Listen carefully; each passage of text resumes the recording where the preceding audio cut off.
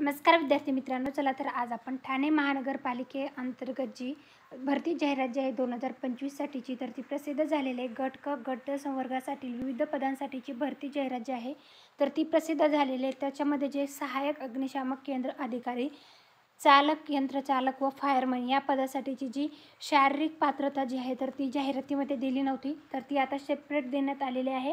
पुरुष व महिला उमेदवारांसाठीची जी शारीरिक पात्रता मागितलेली आहे तर त्याच्या संदर्भातला डिटेल व्हिडिओ मी तुमच्यासाठी घेऊन आलेले आहे. तर याच्यामध्ये जी मैदानी चाचणी असणार आहे तर त्याच्यामध्ये पुरुष उमेदवारासाठी 1600 मीटर धावण्याची जी आहे तर ती चाचणी घेतली जाणार आहे. मग त्याच्यानुसार वेळ जशी वाढणार आहे, 5 मिनिट 10 सेकंदामध्ये त्यांना 1600 मीटर धावायचं आहे आणि त्याच्यासाठी देण्यात आलेले जी गुण आहेत तर ते 30 असणार आहेत.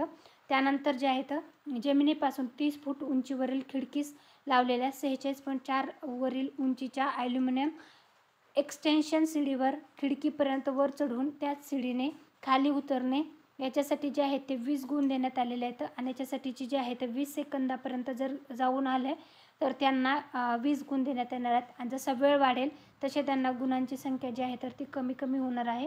त्यानंतर जे आहे तर याच्यामध्ये 50 किलोग्राम वजनाची मानवीय प्रतिकृती खांद्यावर घेऊन दिलेल्या चौकोनी मार्गाने 60 मीटर अंतर धावणे जे आहे तर ते देण्यात आलेलं आहे. आणि याच्यासाठी जे आहे तर 20 सेकंदापर्यंत जे आहे तर ते जे धावल तर त्यांच्यासाठी 20 गुण देण्यात आले आहेत. 20 सेकंद ते 25 सेकंदामध्ये 16 गुण आहेत. जसा वेळ वाढेल तशी गुणांची संख्या जी आहे ती कमी ठेवण्यात येणार आहे.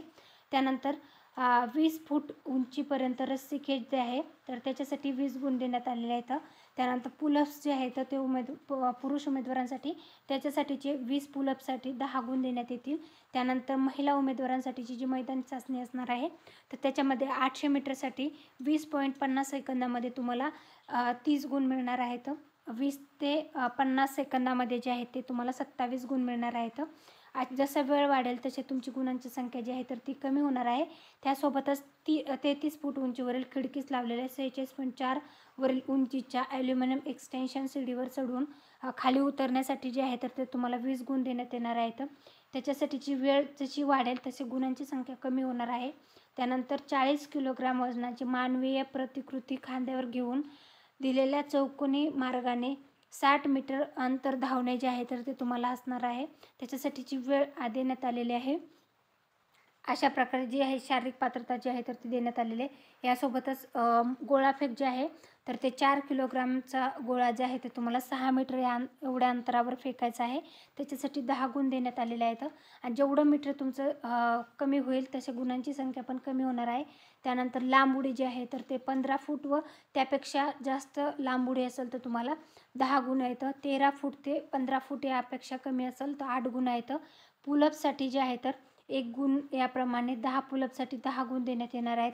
तर ठाणे महानगरपालिकेसाठीची जी 2025 साठीची जाहिरात प्रसिद्ध झालेली आहे त्याच्यामधले हे जे पद आहेत फायरमन या पदासाठी आणि यंत्रचालक या पदासाठीचे, तर त्यांच्यासाठी मागण्यात आलेली जी शारीरिक पात्रता आहे आणि याच्यासाठी शारीरिक पात्रतेमध्ये पात्र झालेले उमेदवारच फायनल सिलेक्शनसाठी पात्र असणार आहेत. याची सर्वांनी नोंद घ्या. ही आहे ठाणे महानगरपालिकेचा आलेला अपडेट आहे शारीरिक पात्रतेसंदर्भातलं. त्याच्या संदर्भातली अपडेटेड माहिती आवडल्यास थोडं लाईक करा, चॅनल सबस्क्राईब करा. धन्यवाद.